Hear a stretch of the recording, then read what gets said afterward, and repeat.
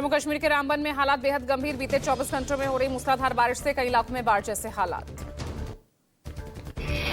जम्मू श्रीनगर राष्ट्रीय राजमार्ग भूस्खलन की वजह से कई स्थानों पर हो चुका बंद, सैकड़ों वाहन बीच रास्ते में फंसे। NH-44 बंद होने से जरूरी सामान की सप्लाई भी हो रही बाधित, लगातार बिगड़ते जा रहे हालात। रामबन और बनिहाल के बीच कई जगहों पर भूस्खलन। उधमपुर से श्रीनगर की ओर से किसी भी गाड़ी को जाने की इजाजत नहीं दी जा रही। यातायात पुलिस ने लोगों से अपील की, तब तक यात्रा ना करें जब तक हालात पूरी तरह सामान्य ना हो। प्रशासन और राहत दल सड़कों को साफ करने के काम में जुटा। मौसम की मार के चलते राहत कार्यों में भी दिक्कत आ रही है। कांग्रेस अध्यक्ष मल्लिकार्जुन खड़गे का बिहार दौरा, पार्टी पदाधिकारियों संग करेंगे बैठक। मल्लिकार्जुन खड़गे आगामी विधानसभा चुनाव को लेकर करेंगे चर्चा। बक्सर और पटना में भी करेंगे रैली। बक्सर के दलसागर मैदान में होगी खड़गे की रैली। भारी संख्या में लोगों के जुटने का दावा। कांग्रेस पार्टी अब निकालने जा रही है पूरे देश में संविधान बचाओ रैली। इन रैलियों की शुरुआत 25 अप्रैल से देश भर में होगी। 30 अप्रैल तक चलेगी संविधान बचाओ रैली। कांग्रेस इन रैलियों के जरिए सामाजिक, राजनीतिक और आर्थिक न्याय का संदेश देना चाहती है। इसी तरह का आयोजन 3 मई से 20 मई तक जिला और ब्लॉक स्तर पर किया जाएगा। 20 मई से 30 मई तक कांग्रेस घर घर जाकर संविधान बचाओ अभियान चलाएगी। सुप्रीम कोर्ट पर बीजेपी सांसद निशिकांत दुबे के बयान से हड़कंप मचा। बीजेपी सांसद ने कहा, देश में धार्मिक और गृह युद्ध के लिए सर्वोच्च न्यायालय जिम्मेदार है। निशिकांत दुबे ने कहा, साथ ही सुप्रीम कोर्ट पर सीमा से बाहर जाने का आरोप भी लगाया। मामला बढ़ता देख बीजेपी ने बयान से किया किनारा। बीजेपी अध्यक्ष जेपी नड्डा ने किया पोस्ट, कहा इस बयान से भारतीय जनता पार्टी का कोई लेना देना नहीं। जेपी नड्डा ने कहा कि भारतीय जनता पार्टी ने सदैव ही न्यायपालिका का सम्मान किया है। भाजपा इन बयानों को सिरे से खारिज करती है। निशिकांत दुबे पर जयराम रमेश ने निशाना साधा, कहा सुप्रीम कोर्ट को कमजोर करने की कोशिश है। संवैधानिक पदाधिकारी, मंत्री, भाजपा सांसद सुप्रीम कोर्ट के खिलाफ बोल रहे हैं।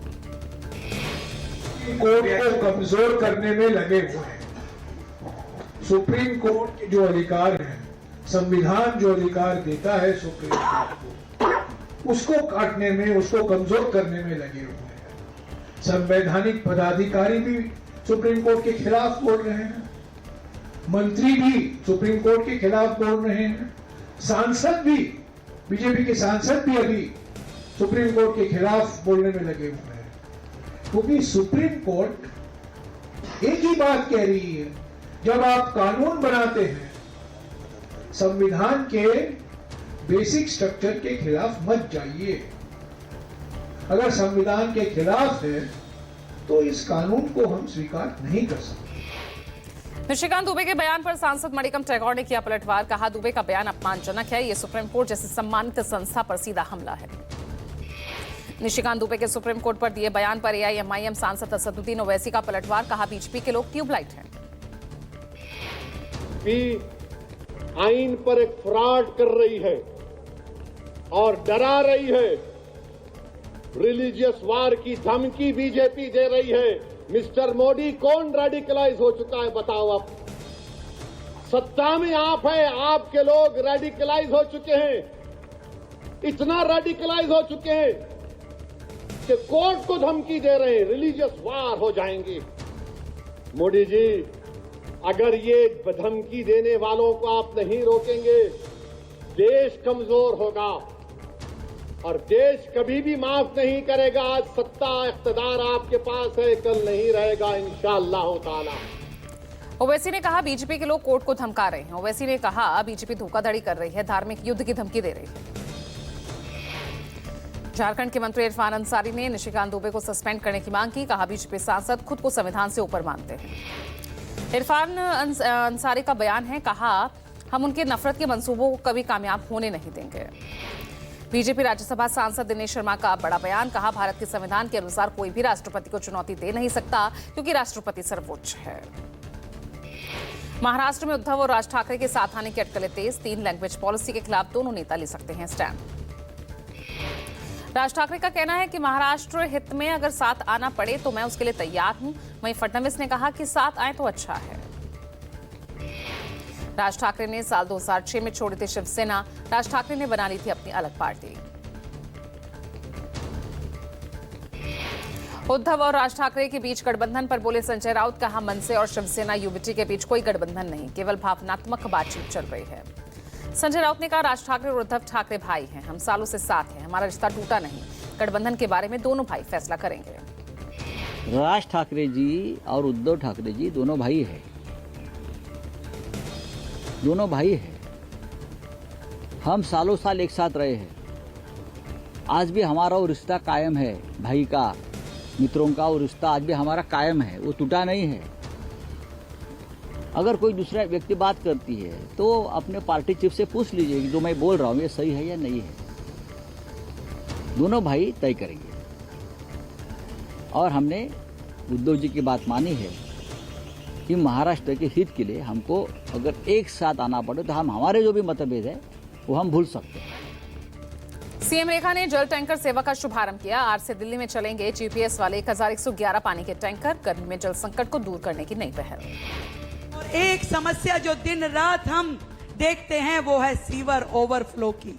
सीवर बहते हैं और हम दुखी होते हैं कि क्या किया जाए, क्योंकि काम तो ये दिल्ली सरकार का है। हर्ष का अनुभव कर रही हूँ कि दिल्ली सरकार का एक एक काम, एक एक प्रोजेक्ट राष्ट्र सेवा और दिल्ली और समाज की सेवा में समर्पित रहेगा। पूरी तरीके से सरकार उसी दिशा में काम कर रही है। पिछली सरकारें तो बिल्कुल पूरी तरीके से खजाने खाली करके गई है, यहां तक कि इतना सारा कर्जा सरकार के ऊपर छोड़ के गई है। मनजिंदर सिंह सिरसा ने कहा कि टैंकर माफिया को खत्म करने के लिए मुख्यमंत्री रेखा गुप्ता ने यह फैसला लिया। जीपीएस टैंकर ईमानदार सरकार होने का सबूत है। टैंकर के लोकार्पण पर बोले दिल्ली सरकार में मंत्री कपिल मिश्रा, कहा टैंकर का पानी अब वहीं जाएगा जहां भेजा गया है, किसी माफिया के हाथों में नहीं बेचा जा सकता पानी। दिल्ली में टैंकर लोकार्पण के मौके पर बोले भाजपा सांसद योगेंद्र चंदोरिया, कहा केजरीवाल, आतिशी और सौरभ भारद्वाज टैंकर माफियाओं के सरगना थे। आप सरकार में 73,000 करोड़ का घोटाला हुआ। राहुल गांधी अमेरिका के 2 दिवसीय दौरे पर बोस्टन लोगन इंटरनेशनल एयरपोर्ट पर हुआ भव्य स्वागत। एयरपोर्ट पर इंडियन ओवरसीज कांग्रेस के सदस्यों ने फूल देकर राहुल गांधी का स्वागत किया। राहुल गांधी ब्राउन यूनिवर्सिटी में देंगे भाषण। राहुल गांधी संकाय सदस्यों और छात्रों के साथ बातचीत करेंगे। एनआरआई समुदाय के सदस्यों, पदाधिकारियों, इंडियन ओवरसीज कांग्रेस के सदस्यों के साथ करेंगे बैठक। बीजेपी अध्यक्ष जेपी नड्डा 2 दिन के हिमाचल दौरे पर कांगड़ा हवाई अड्डा पहुंचने पर पार्टी कार्यकर्ताओं ने जोरदार स्वागत किया। इसके बाद वो सड़क से चंबा के लिए रवाना हुए। जेपी नड्डा कई कार्यक्रमों में शिरकत करेंगे। जेपी नड्डा ने दक्षिण नारायण मंदिर का दौरा किया, मंदिर में पूजा अर्चना की। वन नेशन वन इलेक्शन पर आज दिल्ली बीजेपी की बैठक। बीजेपी महामंत्री सुनील बंसल की अध्यक्षता में बैठक में मुख्यमंत्री रेखा गुप्ता, दिल्ली बीजेपी प्रदेश अध्यक्ष वृंद सचदेवा भी होंगे शामिल। कड़ी सुरक्षा के बीच अलीगढ़ शाखा में शामिल हुए मोहन भागवत, शाखा परिसर और आसपास के क्षेत्रों में भारी पुलिस बल की तैनाती। भागवत ने चंद्रशेखर आजाद नगर स्थित भगत सिंह विद्यार्थी शाखा में आयोजित कार्यक्रम में हिस्सा लिया। संबोधन में अनुशासन, संगठन, राष्ट्र निर्माण जैसे महत्वपूर्ण विषयों पर बल दिया। बिहार विधानसभा चुनाव से पहले पंचायत प्रतिनिधि ने सरकार के खिलाफ खोला मोर्चा। पटना में पोस्टर लगाकर विरोध किया। पंचायत जनप्रतिनिधियों ने पटना के विभिन्न चौक चौराहों पर पोस्टर लगाकर विरोध जताया। पोस्टर में लिखा, कब मिलेगा हमारा अधिकार। पंचायत जनप्रतिनिधियों ने सरकार के खिलाफ मोर्चा खोला। अपने अधिकार की मांग को लेकर अब सरकार को चुनौती देने की तैयारी में जुटे। किशनगंज में जेडीयू के लिए बड़ा झटका। पूर्व विधायक मुजाहिद आलम ने जेडीयू से इस्तीफा दिया। वक्फ कानून पर कम नहीं हो रही नीतीश की टेंशन। नीतीश कुमार के वक्फ बिल पर आलम ने जताई नाराजगी। मास्टर मुजाहिद आलम ने पार्टी छोड़ी। मुजाहिद आलम के साथ सैकड़ों कार्यकर्ताओं ने भी पार्टी से किनारा किया। मुजाहिद आलम पिछले 15 सालों से जेडीयू से जुड़े हुए हैं। मुजाहिद आलम के पार्टी छोड़ने के बाद किशनगंज पार्टी कार्यालय से हटाए गए नीतीश कुमार के पोस्टर बैनर। वर्तमान में किशनगंज जेडीयू के जिला अध्यक्ष थे मुजाहिद आलम। सीएम ममता ने आरएसएस और बीजेपी से की राज्य में शांति बनाए रखने की अपील। कहा, हम सांप्रदायिक दंगों की निंदा करते, दंगों के पीछे के अपराधियों से सख्ती से निपटा जा रहा। ममता ने अपील करते हुए कहा, आपसी अविश्वास से बचना चाहिए। बहुसंख्यक और अल्पसंख्यक समुदायों को एक साथ काम करना चाहिए।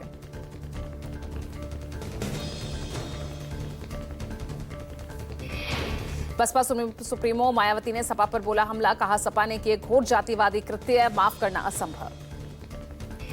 ममता ने कहा दलितों का उत्थान करना तो दूर, इनकी गरीबी जातिवादी शोषण को खत्म करने के प्रति कोई सहानुभूति इच्छा शक्ति नहीं। प्रधानमंत्री नरेंद्र मोदी 22 अप्रैल को जाएंगे सऊदी अरब के 2 दिन के दौरे पर। क्राउन प्रिंस मोहम्मद बिन सलमान के न्योते पर जा रहे पीएम मोदी। पीएम मोदी का खाड़ी देश में ये तीसरा दौरा। प्रधानमंत्री मोदी मोहम्मद बिन सलमान के साथ करेंगे द्विपक्षीय वार्ता। एनर्जी और डिफेंस समेत कई अहम सहमतियों पर मुहर लग सकती है। दोनों देशों के रिश्तों को और मजबूत करने की कोशिश। छत्तीसगढ़ नान घोटाले में सीबीआई ने नए सिरे से मामला दर्ज किया। सीबीआई ने छत्तीसगढ़ के 3 वरिष्ठ अफसरों पर एफआईआर दर्ज की। आलोक शुक्ला, अनिल टुटेजा और सतीश चंद्र वर्मा का नाम शामिल। इन तीनों पर अपने पद का दुरुपयोग कर घोटाले की जांच प्रभावित करने का आरोप। भारत दौरे पर आ रहे हैं अमेरिकी उपराष्ट्रपति जेडी वेंस। 21 अप्रैल को पीएम मोदी से करेंगे मुलाकात। 21 से 24 अप्रैल तक भारत में रहेंगे जेडी वेंस। जयपुर और आगरा के दौरे पर जाएंगे अमेरिकी उपराष्ट्रपति। जयपुर में राजस्थान इंटरनेशनल सेंटर में बिजनेस समिट को करेंगे संबोधित। आमेर महल में राजस्थानी संस्कृति का आनंद लेंगे। यात्रा का मकसद दोनों देशों के बीच आर्थिक, रक्षा, तकनीकी सहयोग को मजबूत करना है। वेंस की इस यात्रा से भारत अमेरिका के व्यापारिक संबंधों को मजबूती मिलेगी। मुर्शिदाबाद में हिंसा पीड़ितों से मिले राज्यपाल सीवी आनंद बोस। कहा केंद्र और राज्य सरकार के सामने उठाएंगे मुद्दा। राज्य के नाम ममता का खुला पत्र। बीजेपी आरएसएस पर अशांति फैलाने का आरोप। मुर्शिदाबाद पहुंचे बंगाल के राज्यपाल सीवी आनंद बोस। राज्यपाल ने हिंसा प्रभावित इलाकों का दौरा किया, पीड़ितों से मुलाकात की। मुर्शिदाबाद दौरे पर पहुंचा राष्ट्रीय महिला आयोग की टीम। एनसीडब्ल्यू की टीम ने हिंसा प्रभावित क्षेत्रों का जायजा लिया। बांग्लादेश में हिंदू नेता की हत्या पर कांग्रेस ने उठाए सवाल। भावेश चंद्र रॉय की हत्या पर कांग्रेस प्रमुख खड़गे का हमला। कहा बांग्लादेश में हिंदू भाई बहनों पर हो रहा अत्याचार। 8 से अमेरिका और पेरू की 10 दिवसीय दौरे पर केंद्रीय वित्त मंत्री निर्मला सीतारमण। केंद्रीय वित्त मंत्री 20 से 25 अप्रैल तक सैन फ्रांसिस्को और वॉशिंगटन का दौरा करेंगे। सैन फ्रांसिस्को की यात्रा के दौरान केंद्रीय वित्त मंत्री सैन फ्रांसिस्को के स्टैनफोर्ड विश्वविद्यालय के हूवर इंस्टीट्यूशन में विकसित भारत 2047 की नींव रखना विषय पर मुख्य भाषण देंगे। 26 से 30 अप्रैल तक पेरू की अपनी पहली यात्रा के दौरान वित्त मंत्री निर्मला सीतारमण के अधिकारियों और व्यापार जगत के नेताओं के एक प्रतिनिधिमंडल का नेतृत्व करेंगे। सीतारमण पेरू में वर्तमान में काम कर रहे भारतीय निवेशकों, व्यवसायियों के साथ साथ पेरू का दौरा करने वाले भारतीय व्यापार प्रतिनिधिमंडल के साथ भी करेंगी बातचीत। रोम में हुई ईरान और अमेरिका के बीच दूसरी परमाणु वार्ता में दोनों देशों के अंतर्राष्ट्रीय परमाणु ऊर्जा निगरानी संस्था यानी IAEA प्रमुख शामिल हुए। दोनों देशों के बीच वार्ता बंद कमरे में हुई। वार्ता को काफी सकारात्मक बताया जा रहा। दोनों देशों के बीच बातचीत ओमान के विदेश मंत्री की मध्यस्थता में हुई। बातचीत के दौरान ईरान ने प्रतिबंध हटाने की मांग की और समझौते पर सख्त गारंटी की बात कही। विदेश में नौकरी के लिए जाने वाले लोगों के लिए सख्त नियम बना रही है भारत सरकार। बिल का ड्राफ्ट जल्द जारी होगा। अवैध तरीके से अमेरिका गए भारतीयों के डिपोर्टेशन के बाद तेज हुई प्रक्रिया। गाजा में अब तक 61,000 से ज्यादा मौतें। यूएन बोला हजारों के भूखे मरने का खतरा। गाजा पर इजरायली हमले में 90 लोगों की मौत हुई। अमेरिकी ईरान में न्यूक्लियर डील पर बातचीत खत्म। ईरान बोला बैठक सार्थक रही। अगले हफ्ते शनिवार को तीसरे दौर की वार्ता।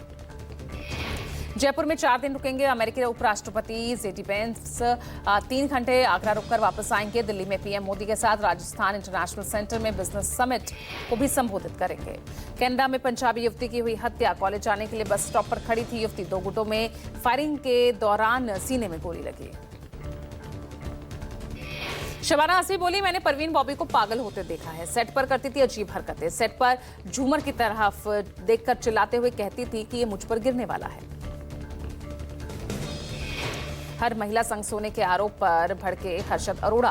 बोले प्रीतिका राव का इल्जाम बेबुनियाद है। उन्हें सिर्फ लाइमलाइट चाहिए। भुवन अरोड़ा का खुलासा। कार्तिक आर्यन नहीं सुशांत सिंह राजपूत करने वाले की फिल्म। सुशांत सिंह राजपूत के पास थे चंदू चैंपियन के राइट्स। 2 शादी करने पर बोले कमल हासन। कहा मैं भगवान राम के नहीं उनके पिता दशरथ के पथ पर चलता हूं। जाट रही यहां पर मेकर्स के लिए विवादित तो सोशल मीडिया पर पोस्ट डाली है। विवादित सीन भी हटाए हैं। संदीप देव रणदीप की इस पर एफआईआर भी हो चुकी है। जनवरी मार्च में आईसीआईसी बैंक का मुनाफा 18% बढ़ा। सालाना आधार पर कमाई 14% बढ़कर 49,691 करोड़। चौथी तिमाही में एचडीएफसी बैंक का मुनाफा 7% बढ़ा। कमाई सालाना आधार पर 0.17% गिरकर 89,488 करोड़ रहे।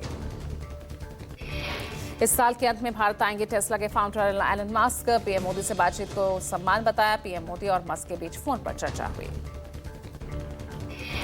इस हफ्ते सोना 1,557 रुपए चढ़ा, चांदी 2,222 रुपए और इस साल 25% महंगा हो चुका है सोना।